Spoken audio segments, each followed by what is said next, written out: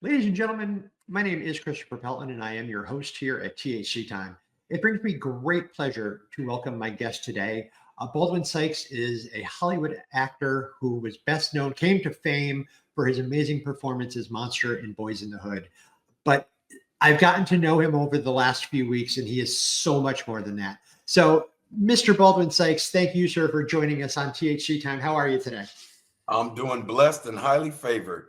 Good to see you, Chris. Excellent. It is great to see you, sir. Real briefly, and for those of you folks who haven't seen the official announcement, Baldwin has signed on with THC Papers. So we're going to be doing a book together about his life story, where he comes from, all of the growing up and the struggles and the victories and the triumphs to where he is today. But you guys know him from Boys in the Hood. He was in South Central. He was in the Michael Jackson video for Remember the Time. He rolled with or continues to roll with some amazing people. How has acting treated you over the years? Acting has treated me well. It's always fed my fire. I'm a passionate person. I started initially as an athlete, and that passion from being an athlete to, like, I always looked at acting like a challenge. Okay, I have to act like this person who may be totally different than I am. So let me try to nail this. And it became challenging. And I love it. Very challenging. You meet a lot of incredible people. Sure. I learn a lot of incredible things. Excellent. Now, I know that you are from Compton, born and raised, came up in one of the toughest neighborhoods, but you didn't let that stop you. And I have a feeling, and you and I have talked briefly about it before, but I have a feeling that mom and dad played a pretty big role in that.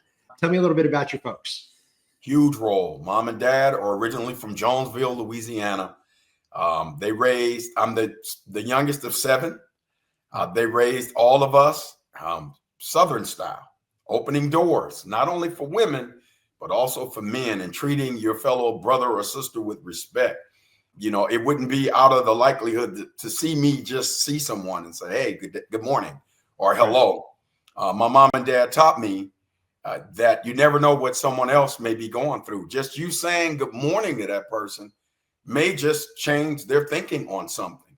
They might be in a dark place, and just you saying, hey, good morning, good day, may make them say, hey, I guess I'm okay. This guy just acknowledged me, because you never know what someone else is going through.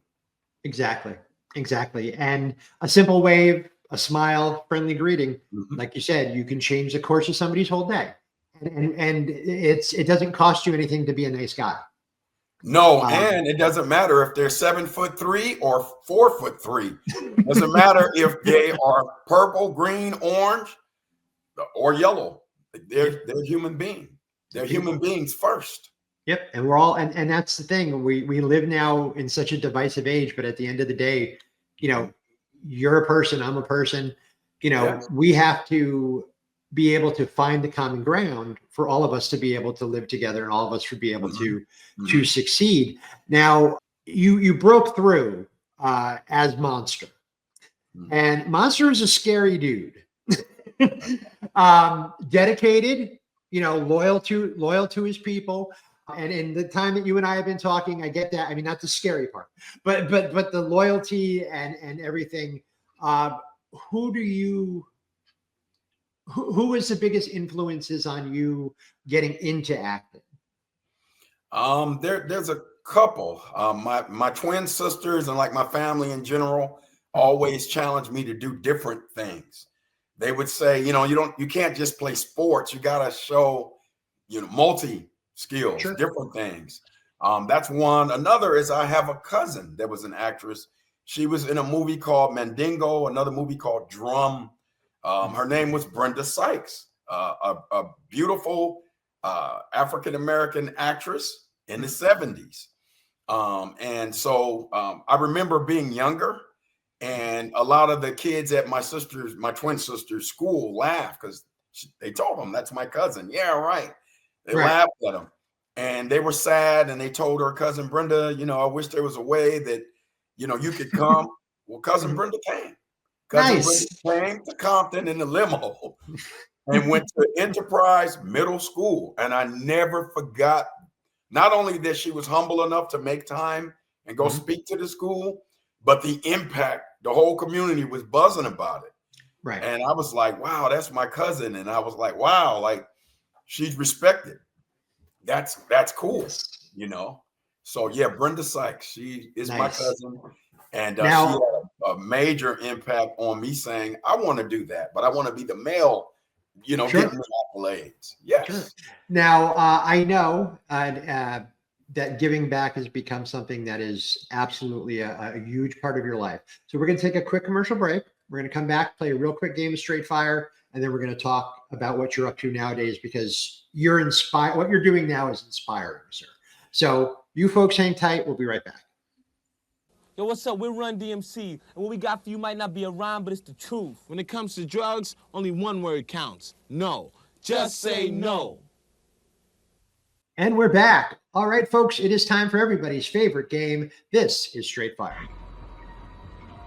What if CAT really spelled dog? All right, so Mr. Sykes, we are here. 5 random questions, sir. No wrong answers. First question and last question are always the same.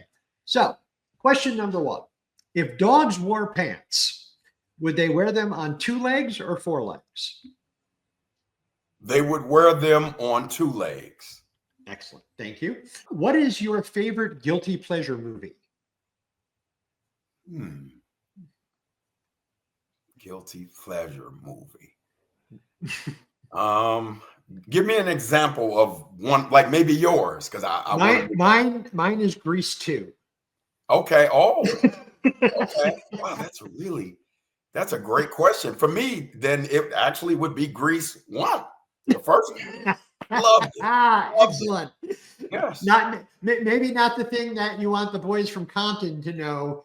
You're growing up watching Grease. I would imagine that might get you in a little bit of made fun of, perhaps. Well, it would get them in trouble too, because our high school showed it, and the auditorium was sold out. Nice, so, nice, yes. Nice. Who plays Baldwin Sykes in the Baldwin Sykes movie?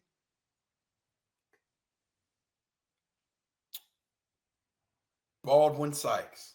Yeah. All right. Okay. There'll be levels to it. There'll be a younger Baldwin Sykes, and I would play the current Baldwin. All right. Fair enough. Fair enough. If you had one movie to watch for the rest of your life, what would it be?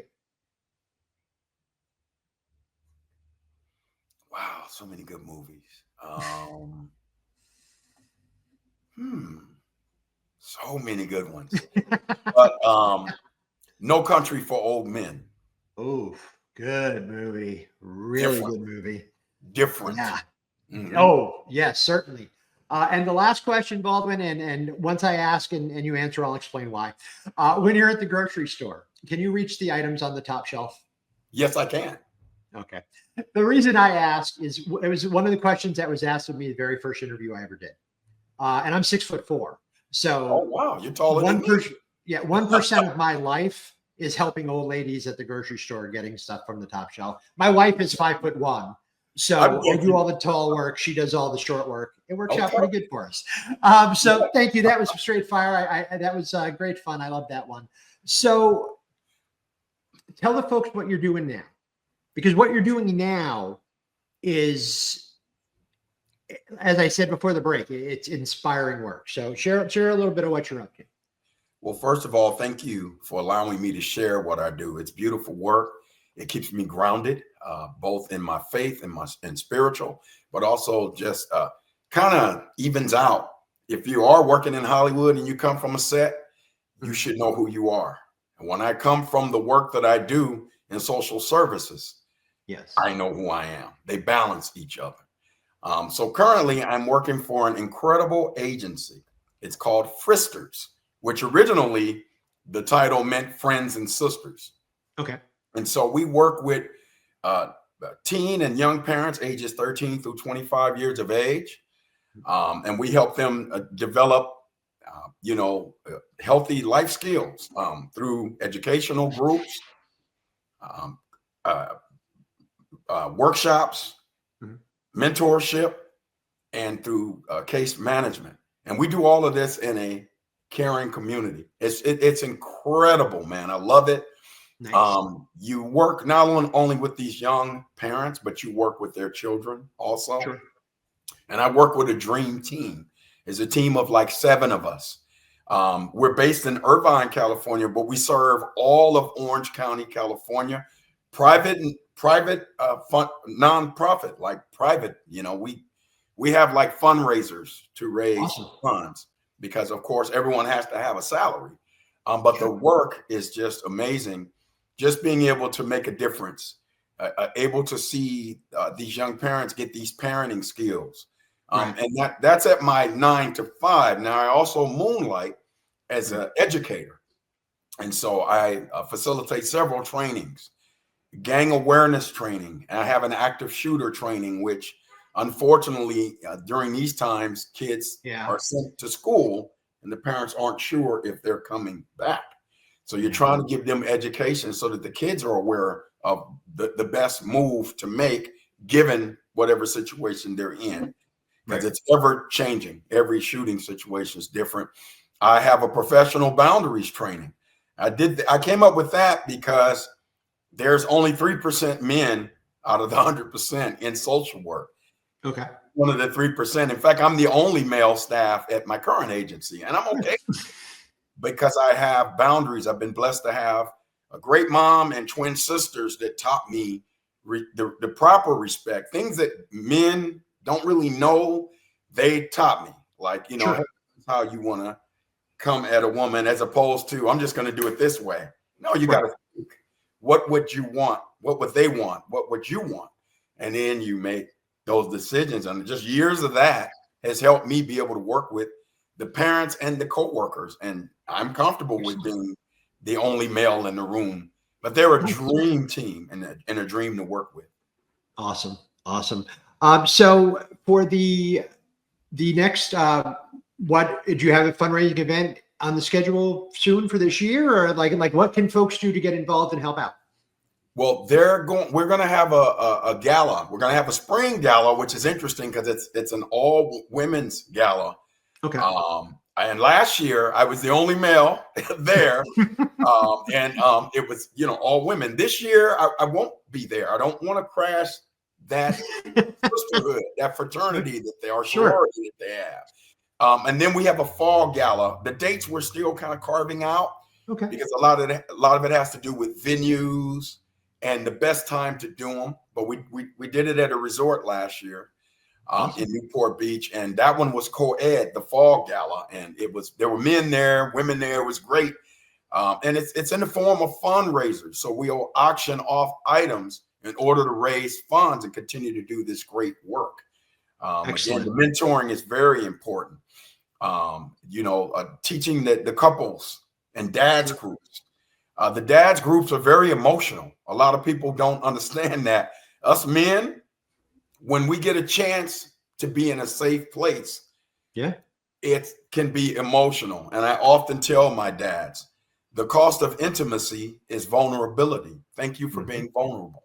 And they understand that and they love that, because if they can't go anywhere else during the week to talk about the pressures of being a dad or a partner, they can do it in the dads group that we have. Nice. Because it's hard. Being a man is hard. And when you throw, like, my daughter's 28. She's grown up, she's living her life, she's doing her thing, and she's happy. And we talk from time to time. I live in Illinois, she lives in Connecticut, so I don't see her as much as I'd like to, but she's a grown person now. And one of the things that you have to do as a parent is you have to let them grow. But they can leave the nest, but to make sure that they know the nest is still there if they need you. And it sounds to me, and I know from your own personal experiences that we've talked about, that you understand that. You understand that from the way that you were raised to the way that you've raised your family, you have to be that presence, and you have to be that positive presence. We've all grown up. A lot of people have grown up with parents who weren't, a lot of people who, for various reasons, mental health reasons or addiction issues or whatever the case may be, those people weren't necessarily, I don't want to say qualified, but in the best place necessarily in their head to be that system for a child. So the fact you're saying it so accurately and so well, man. In 2025, mental health is the bear that's in between a lot of these parents. A lot of them want to be parents, but they're afraid, or they feel like I don't have enough. And I often tell them, you don't have to be parents. You have to be there. Right. And then as you go along, you'll start getting better. And you learn how to be a parent. Yes. And I also focus on progress, not perfection. No one's perfect. We're all human first. Sure. Yeah. I had years ago, I had a friend of mine call me, and his daughter had I think she was like 1.5. And he called me on the phone and he's like, "Hey man, I'm a real dad now." And I'm like, "Oh yeah, why is that?" He's like, "Because I can tell you how many Cheerios come in a box." Oh, like, wow. "Oh, you left the box of cereal with the baby, didn't you?" And he's like, "Yeah." That's a beautiful I'm like, thing. well, and my daughter was 3 or 4 years older at that time, older than his oldest. Okay. So I'm like, that's the first lesson. I'm like, you'll learn. I'm like, you'll come home. I came home one day and there was an audio cassette that had been completely unspooled and wrapped around all the legs of the furniture in the living room. I don't know why, but that's kids. They're being creative. They're being there's no book. There's no book for that. That's experience. That's just, that's living with children. Yes. So Baldwin, any way we can help, please let me know. If you're doing fundraising, we're more than happy to donate stuff to help raise funds. We're working with a lot of great people this year. Great. So, more than happy to be on board with anything that you need. Thank you for your time tonight. I look forward to continuing to work with you on this book because it's going to be amazing. Folks, follow us along at thclimitless.com. We'll be working on the book. We're doing all these great things, and I hope to have that out in the fall, maybe just in time for the gala. Yes. And Chris, by the way, if you'll have me back, I'll have dates the next time I'm back, and I'll give you dates so that anyone that would like to support, we'd love that. We'd love it. And also, I want to say congratulations to you too, Christopher, because you are a dad of an adult, successful child. Not easy, man. I'm being real. So congrats. Thank you. She a little bit too much like me sometimes, which worries me. Far from the tree. It's true. And I know what I was like when but again, when I was her age, I was already her dad. So, she's 20 years. I was 20 when she was born. So, I got right in there. I was like, I'm a kid myself. So I understand, the folks that you're working with, I understand those struggles because I was 20, I was working 2 or 3 jobs, because I got a baby at home now, and baby wants to eat, baby wants to poop, baby, those things add up in a hurry. So, but I wouldn't trade it. I wouldn't trade it for anything. And like I said, I don't get to see her as much as I'd like, but she's a good kid and she's doing great. So again, Baldwin, you are welcome here anytime, my friend. Anytime you want to come and announce something, you want to talk about anything, hit me up. And you're more than welcome here on THC Time. And folks, again, check us out, thclimitless.com. And all the updates as we go through everything will be posted there on the regular. So we will see you soon. Hang tight for this commercial break. We'll be right back. Hello, I'm Stephen Kane, and I'm here to kick off the Library of Congress Literacy Awards by issuing this call to nominate a group in your town, wherever you are in the world, that is doing great work to promote literacy. Illiteracy remains an enormous problem around the world. 757 million adults cannot read or write a simple sentence. 61 million elementary school-aged children around the world are not in school. In the United States, 34% of the children entering kindergarten do not have the basic language skills to learn to read. No one person or group is going to move the needle alone, but together we can make a difference. That's why I am joining the Library of Congress in supporting the thousands of organizations around the world that are working to promote literacy.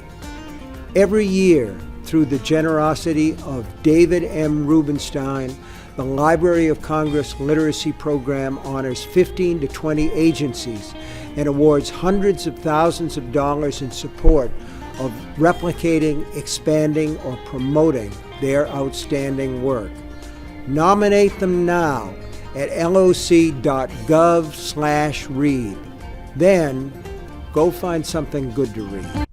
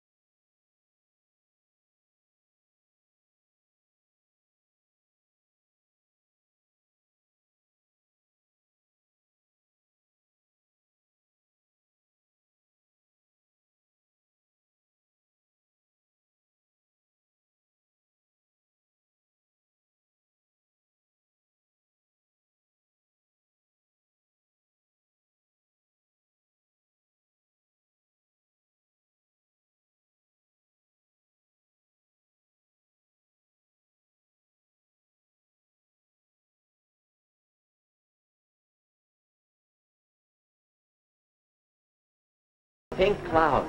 So I asked her last night at her graduation prom, and she said yes.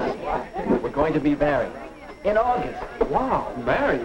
But she's just finishing high school, and you still have 2 years at the university. That's a tough road, Larry. What are you going to use for money? Well, Sue's folks were going to pay something to put her in junior college here in town for 2 years. So we'll have that. But instead of going to college, she'll get a full-time job in campus town.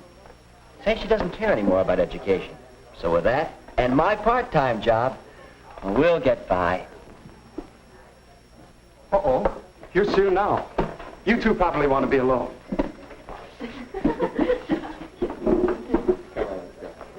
Sue, honey. Oh, Larry. Well, what's the matter? It's the folks. We had a terrible scene.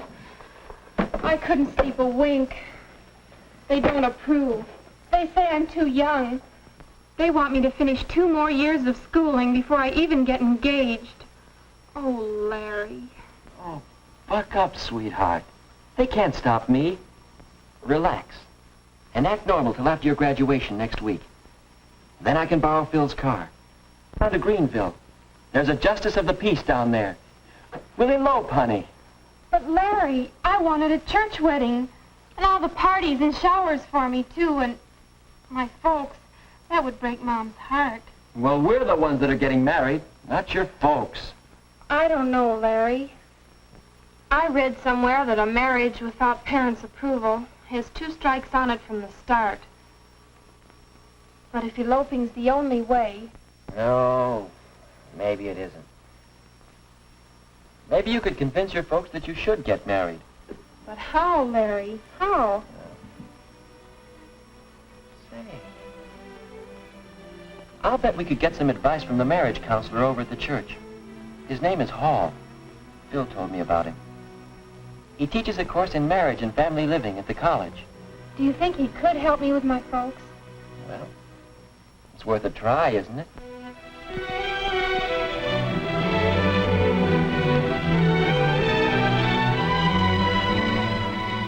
My folks don't understand the way I feel.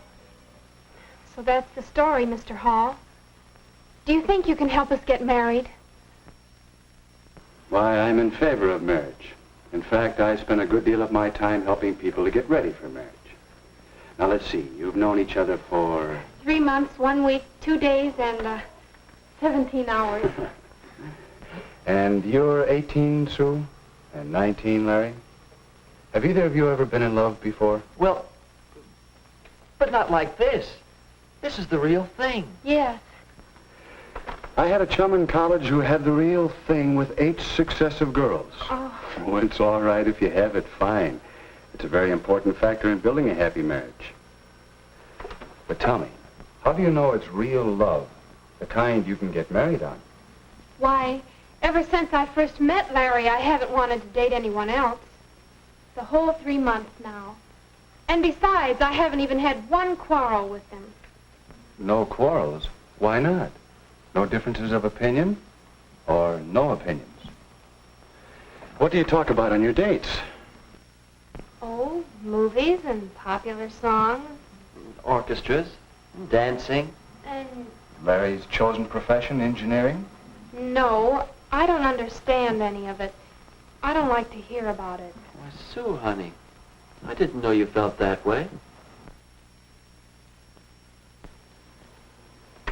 Well, it seems you two may have some things to talk over and settle. Might well ask yourself some questions before you get too serious about marriage. Well, what do you mean? What sort of questions? Well, questions for Cupid. You might say he should ask them before he fires those arrows. We call this Cupid's checklist. First, do you have similar backgrounds, similar bases for your ideals and standards? Second, are you real friends, comrades, pals through thick and thin? And third, do you both understand marriage? Oh, not the kind in most movies or in most popular songs, but the real everyday kind of marriage, between real people. Do you understand it? Well, golly, Mr. Hall, I don't know the answers to all those questions. I just know that I'm in love with Sue. Is that bad? No, that's good. Sure. And it's good when you recognize that you don't know the answers. It's a good sign. I don't know. I think we're friends. And maybe we can understand marriage, but backgrounds, how do they affect getting married? Well, come over here a minute. Perhaps I can show you what I mean. What's that? I call it a marriage development board. It represents the psychological distance between a husband and a wife from the time they are born until they die. But what does it all mean? Well, let's set it up for you and Sue. When you are born, you inherit a great many differences from your parents. That's part of your background. That makes sense, all right. Now, as you grow up, you each develop separate and unique personalities. Your mental growth, your emotional outlook, your standards and ideals. Larry, your distinctly masculine outlook on life, and Sue, your feminine way of looking at things, your capacities to love and be loved. In these and many other ways, you each acquire a background, so that when you first met, you were probably farther apart, probably more distinct individuals than when you were born. But I don't want to marry a girl like me. I want to marry a man like him. So even though we're close together here, we don't know how far apart we are there. That's right. When you two met, there was probably an early physical reaction, a romantic attraction that pulled you together, a love appeal that hit you sort of boing. How did you know? Well, it happened to me. It happens in some degree to most couples who become happily married.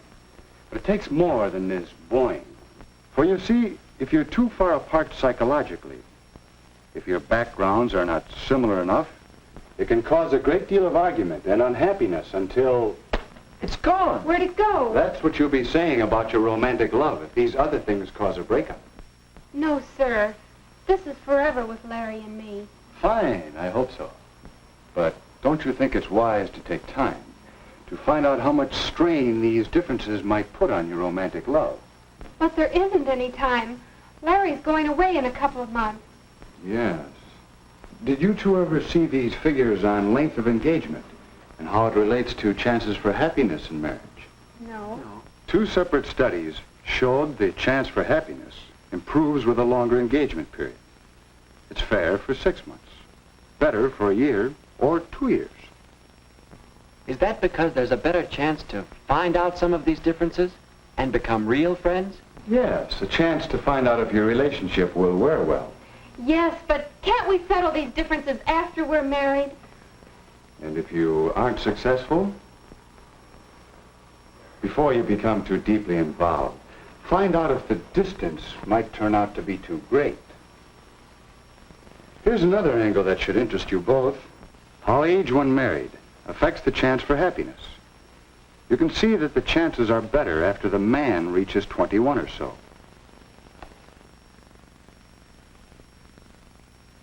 The same study showed that the woman must be 19 or 20 before the chances for happiness begin to be good. But why? What's the difference between 19 and 21 or so? The difference is in you the next few years. You, Larry, and you, Sue. Young people seem to change and mature in these years from 18 to 21 or even later. So that a person you might marry at 18 or so will seem like quite a different person to you a few years later. Gee, hon. Doesn't take an engineer to see that we're on the bad part of the curve of these graphs. All of them. Yeah. I see our chances aren't so good now. What are we going to do? I thought you were going to help us get married.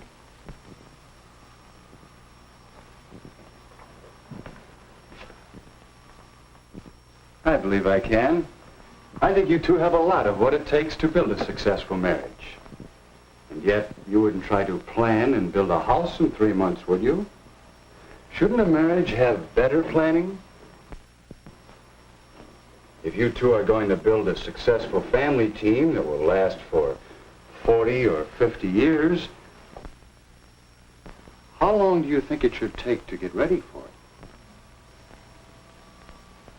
All right. How do we know when we've done it? When the two of you are ready for marriage, you'll sense a new feeling between you. The two of you united as a pair, thinking as one unit, acting as one unit in the building of a marriage and a new family. Your sense of pairedness shows up in the way in which you consider what's best for the pair of you over what you want individually for yourself. Think how often you speak of things from my point of view instead of ours.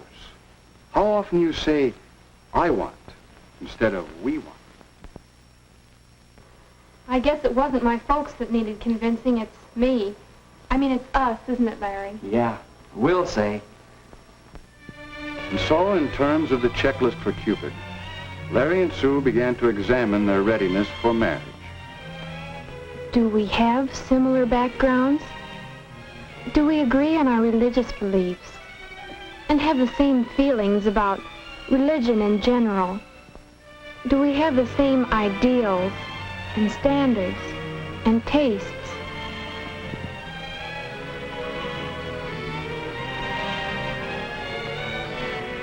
Do we enjoy the same friends? Do we share the same interests? And what about Sue and me? Are we real friends? Do we have a real happiness in being together? Talking?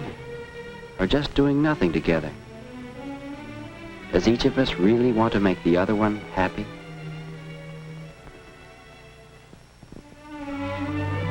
Do we have a real interest in each other and a sense of pride in each other?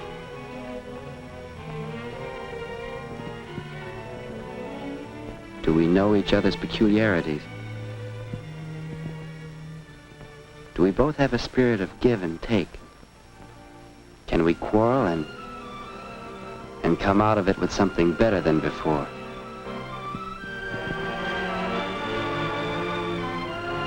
Do we really understand marriage? Do we understand the social aspects of marriage? Have we an understanding about money matters and how important it is to have enough money to do more than just get by? Do we understand the physical aspects and the family side of marriage? Do we know how much work there is to a marriage? And overall, do we have a feeling of paired unity? Those questions were helping us to find out just how strong our relationship was and helping us to strengthen it. So the next time we called on Mr. Hall, we realized how much he had been helping us. He had been talking for some time with our parents, and there seemed to be general agreement that Sue and I now had a much better idea of just how much psychological distance still separated us. If you want to, Sue, your mother and I, we can make arrangements for you to begin school at State U this fall with Larry instead of at the junior college. If we want to. Then, if you two get along, in school, that is, if you continue to reduce the psychological distance, then perhaps at Christmas vacation or at Easter vacation, we'll be glad to announce the engagement. Oh, Larry! And then we can be married when Larry graduates in 2 years. I mean, 1 year and 10 months and 3 days. Yes, if the engagement period gives you two the opportunity to work things out together. If you both still want it. I guess you might say we're engaged to be engaged. And Mr. Hall,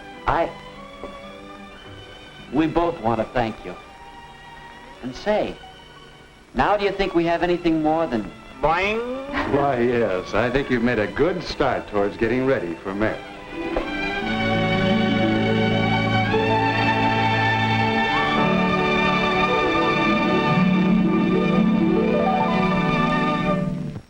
Ladies and gentlemen, my name is Christopher Pellin, and I am your host here on THC Time, as well as being another one of the red shirts on the Enterprise.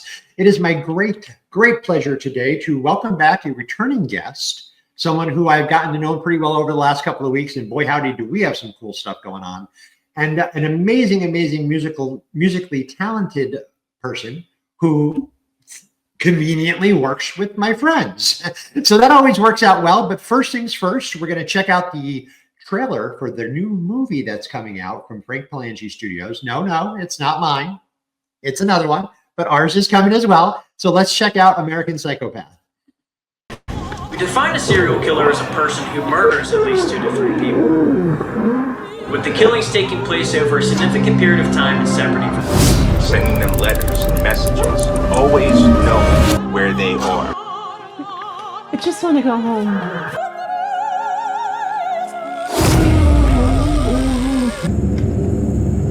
I really need to get going. Sure. Yes, I was wondering if you could tell me if a girl called last night. Hey, Katie, it's Bob. Is Rachel with you by any chance? Please. Well, no, I tried there. I mean, she's not there. She's not here. She left her phone here. Like, I don't know where she could be. You may never find out what makes them do what they do. You may never find out what makes them do what they do. We are back on WWCRY.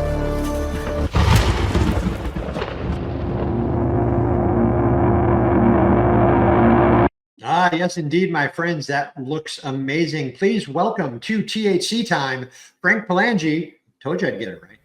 And Kat McKenzie. How are you folks doing today? How you doing? We are not brandishing Frank as Italian as I did last time. He is not Palangini, or he is Frank Palangi, filmmaker, musician, overall super talented human being. One of my new partners in crime, and we've got some cool stuff working. And with him is one of his partners in crime, the delightful Kat McKenzie. Kat, welcome to THC Time. Thank you. So, this is our very first interview ever. Ah, well. You just saw my hallway too in the trailer. The very last shot. Excellent. So let's talk a little bit first about American Psychopath. I know trailer's up, movie is getting ready, or is it not out yet, right? Soon. Not out yet. It's getting ready for to be released. They're just taking their sweet time right now. They tend to do that, I've noticed, but yeah, now it's longer for some reason. It used to go up within like a month, and now I guess it's like 2 or 3 months. So wow. Well, I mean, good for them, I guess. Influx of content. I mean, I found some amazing horror films, original, indie horror films on Tubi. So they're doing great. I almost wish they had a paid model because I would pay money to them because that's true. They're doing cool stuff, Yeah. So tell me, how did American Psychopath happen? Well, I got a new camera. I upgraded my camera, and I was like, okay, I want to do a fourth film, but I want it to be different than the three. So because the first three movies are all kind of conjoined a little bit together in a trilogy. So I go, this is completely different thing. How do I do this? You know, this is one movie with one idea, not an anthology or anything like that. And I honestly don't remember how I came up with it or how I structured it. That was the one movie where I shot some of it, right? And then I You were figuring it out. Yeah, I edited the footage and I go, well, this is going to happen next and this is going to happen next. And well, wait a minute, we need a scene back here. So let's do this. Yeah. Okay. So I've never done a movie that's edited and made at the same time. Sure. But it kind of worked. I mean, I watched him do it. Like, he was playing with the new equipment, and he was coming up with ideas on the fly. I mean, you're naturally creative. We filmed in the garage, her apartment, outside. My workplace. Workplace. My acupuncture studio. That's right, yeah. yeah, that was great. Right. Excellent. So how did the two of you meet? Just because I asked because my favorite answer to that question, whenever I have more than one guest on, my favorite answer to that question has been, it was through a creepy Craigslist ad. No, that's just all my musician friends. Okay. Well, no. Well, it was random. I was going through, I just recorded at one studio, and it was my first time recording as a new artist, and I wasn't vibing with it at all. Okay. And I was also kind of not feeling like I was moving forward with my guitar teacher, and I found Frank on Google. And I was like, he looks serious. Like, and I wanted to do electric guitar, not acoustic, because I didn't want to be a folk artist. I want to be a rock star. Don't we all? I mean, even now at almost 48, and I can't play anymore because my hand's messed up. But yeah. I'd still be okay with that. Yeah, we all want to be rock stars. We do. But I knew I loved gothic style, darker music, and I was trying to figure out where to go with that, and definitely wasn't acoustic. So I looked him up and I was like, he looks like he's pretty serious about it. Like, this would be a good guy. I mean, there's nobody in this area that's like Frank that I knew of. So I found him. He does a lot of social media stuff. He was easy to find. And I took a lesson and I brought this song called My Frankenstein, which is ironic because I call him Frankenstein now. And so he listened to it, and I mean, I was just learning, and he listened to it very patiently, and then and we started working together, and then before I know it, he was like, well, I record as well. I'm like, really? Like, I felt like I got so lucky I scored. So, and then it turns out he does music videos too, which is really fun. I love doing those. He's a pretty handy guy to know. Yeah, really. And I just got lucky. I mean, I think that's fate. Like, sometimes we're meant to meet people and work with them, and I was like, wow. I was looking for somebody new to record with anyways, because I get if I get 3 clients a year or something, that's good enough for me to record, because that's a lot of time. Absolutely. Between everything else going on. I mean, you and I just met like a month ago, I think, right? Like maybe a little. Yeah, we already not a lot. have the short film together. We've already got a short film done, and so let's continue to roll that way. I'm excited about what we've got going on. I'm also very excited, Kat, about these videos that I have here. Cool. So let's go ahead and start off with Coma. Now, I understand, Frank, you were the director for this. Cocoon, yeah. You're Cocoon. My apologies. Yep. That's actually a cool title too. Yeah, Coma. Totally roll with that. Coma. So this is Kat McKenzie with Cocoon, directed by this guy. Yeah.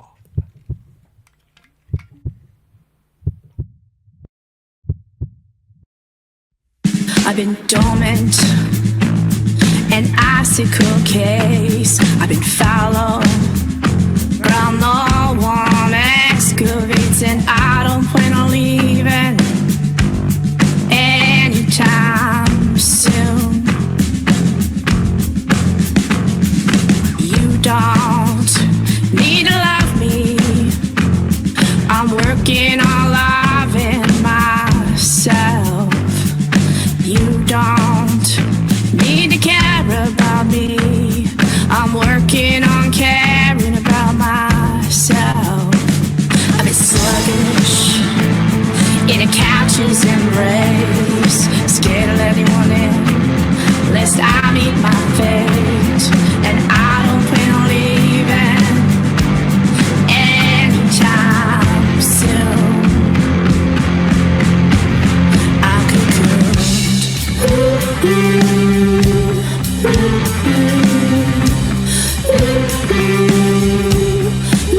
I kind of hate myself. My fears are wild demons, and when I let them out, oh baby, it's wrong. I kind of hate myself, the way I stay closed up. When I wanna give you my sweet love, I've been slumbering in a pillow fort. I've been stagnant, asking what's it all for. And I don't plan on leaving anytime soon. You don't need to love me. I'm working on loving myself. You don't need to care about me. I'm working on caring about myself. I've been resting so my spirit won't break. Won't watch news, only so much I can take, and I don't plan on leaving anytime soon. I'm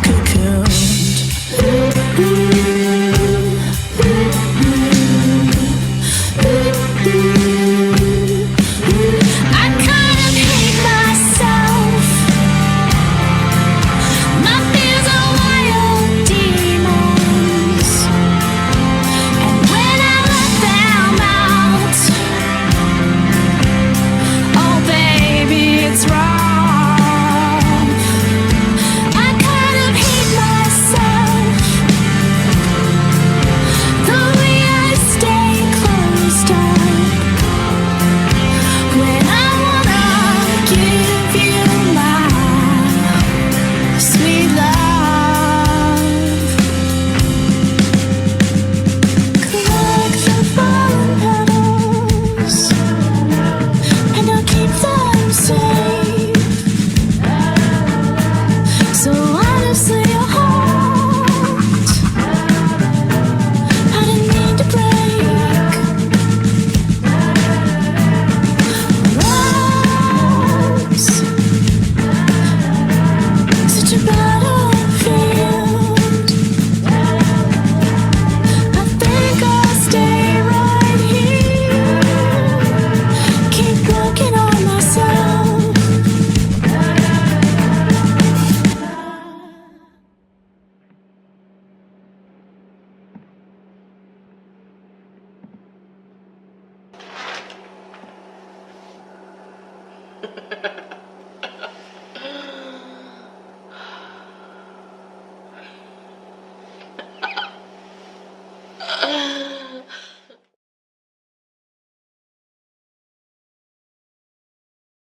Very nice indeed.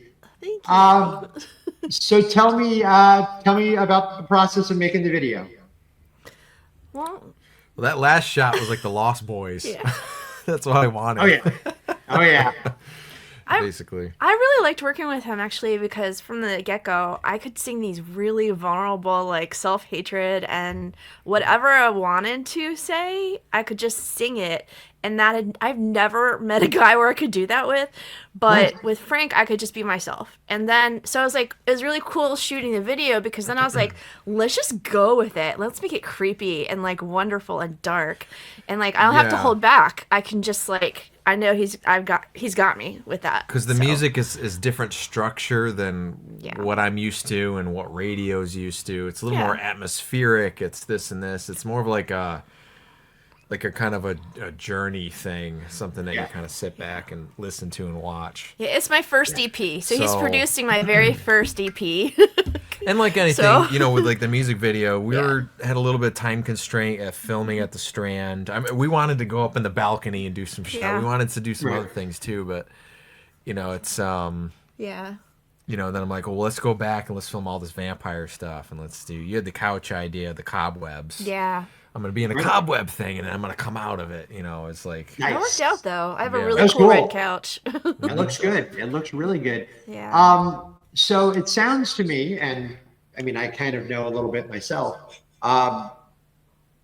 Frank, you have this uncanny ability to tap into what the artist is seeing. Yeah.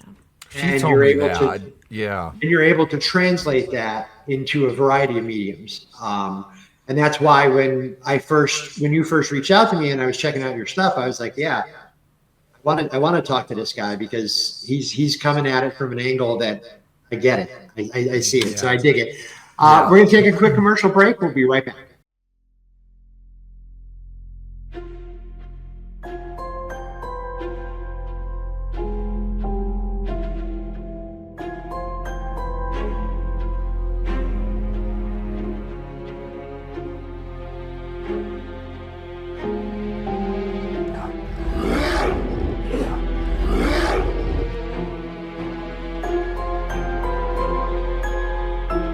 And we're back. All right, ladies and gentlemen, it is time to play everybody's favorite game. This is Straight Fire. What if CAT really spelled dog? All right, we are here for Straight Fire. Kat, are you ready? Yes. All right, questions number 1 and number 5 are always the same. Question number 1, if dogs wore pants, would they wear them on 2 legs or 4 legs? 2, because they'd want 2 to be free. They gotta pee all the time. Okay, excellent. What is your favorite guilty pleasure movie? Oh, I love Addams Family, especially the old reruns. I grew up on those with Morticia, the TV shows, but I also love the movies. Sure. Good stuff. You're sitting on death row. What is your last meal? Pizza. All right. That's what I said. I don't know if you asked me that question. I love pizza. I did ask you. Did you ask me that one? I think so. Yeah, you said pizza. No, I think didn't you say steak or something? I don't know. Maybe. No, I'm not a steak guy. Okay. Slashers. There can be only one. God.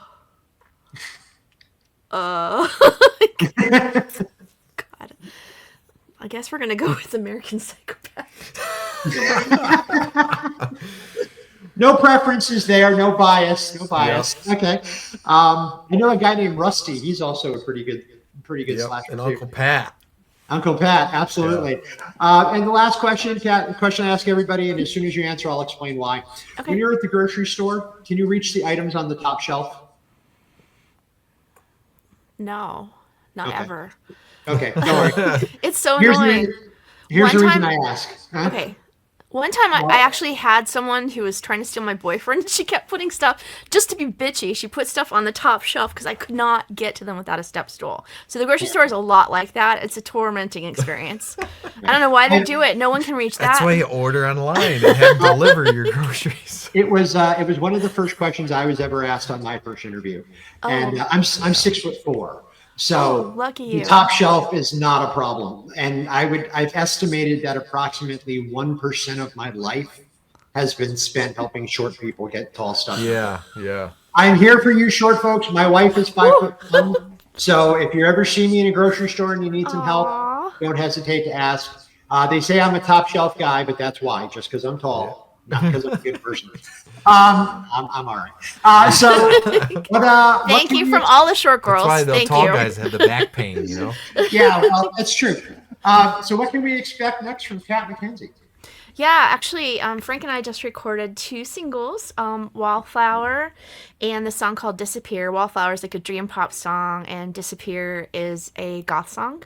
A little bit dark, and we're about to, in 2 weeks, we're going to do the music video for Disappear, and then when the weather's a little bit better, we want to do Wallflower, because that's going to be more outdoors. Kind of dark and light, sort of, in a way. They're like two sides of the same coin, but one's A, one's B. Yeah, I was Sun thinking and I always moon. go back to the old records. I go, you know, like when they used to send the records to the radio stations, and they were like, here's the A side, play this one, but there's also a B side. Always. And sometimes the B track would be the single. Yeah, you know, it happened. so- It happened a lot. The Beatles released a couple of double A sided singles. That's later in their career. I think it was Something and Come Together. I think was and Strawberry Fields and Penny Lane was considered double A side. Which, I mean, good stuff there. And Frank, I know what we've got coming up from you. Yep. What's the next? I mean, aside from what you and I are working on, what else you got in the? She wants to do more songs, so I want to do another EP. I have technically an EP in the works. I'm trying to get done musically. It's so good. But Purple Haze, the cover song, Purple Haze 2025 is going to be out March 14th. Tell him about Vampire. Yeah, he has this song. I got Vampire. goosebumps and chills everywhere, and I'm like, this is so It's good. a little hard rock grungy, but it starts keeps off editing it. cleaner, like a Queen's Reich kind of opening with the vocal and the guitar part, and then it just hits in, and you're like, okay, yeah, I know what this is. Yeah. All right. So, I think it's just some of your best work. I'm really excited. yeah, I just keep making them. I don't really know if it's Perhaps that we'll good or have to not. schedule some kind of a live performance there from the studio, my friends. I could do that. Yeah. It would go All right. through all my recording equipment. Yeah, and you'd hear that. Yeah. Yeah, but that would be cool. That would be very cool. He actually came. Sorry. Mm-hmm. He came to one of my open mics, and I'd never seen him play before. And what was cool was like as I'm learning to perform and stuff, I watch people. And so Frank came in, and I was like, "What the heck?" He came in, and he had so much energy. It was like it just blew out the room, and everyone's like. You're like the whole room. The energy was like this, and Yeah, then all very of a sudden when you went up chill. on stage or something, you were like everyone changed. Everyone, the whole building changed. I got free bread out of it. Everything. Yeah, to watch a performer like lift the energy like that and then drive it forward, and everyone's so excited. I was like, I want to be like that. It was very inspiring. So now I listen to you more. I have. I've been too busy to play.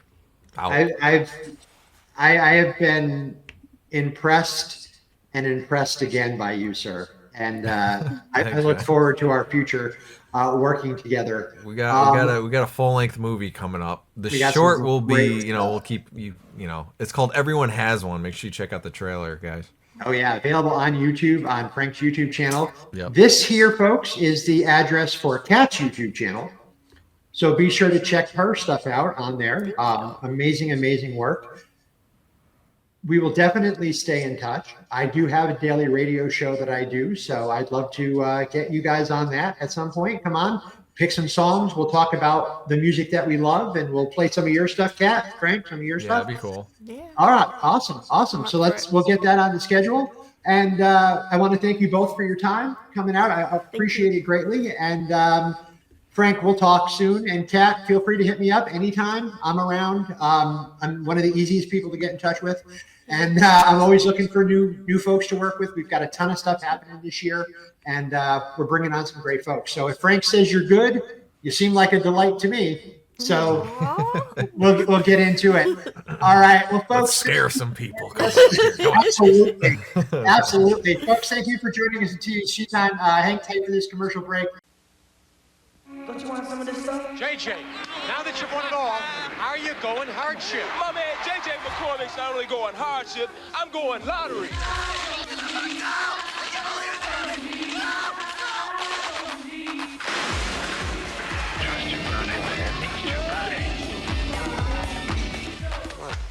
A lot of people will tell you that cocaine not only will get you high, but will take your performance to a different level. But in this game, the higher you go, the closer you get to the battle. I'm JJ, man. Every game's a battle, every day is a war. What's going on? One game is in your face, the next day isn't even in the game. Hey, JJ! Stop! JJ! You guys seen JJ? Police announced that they'd arrested J.J. McCormick, small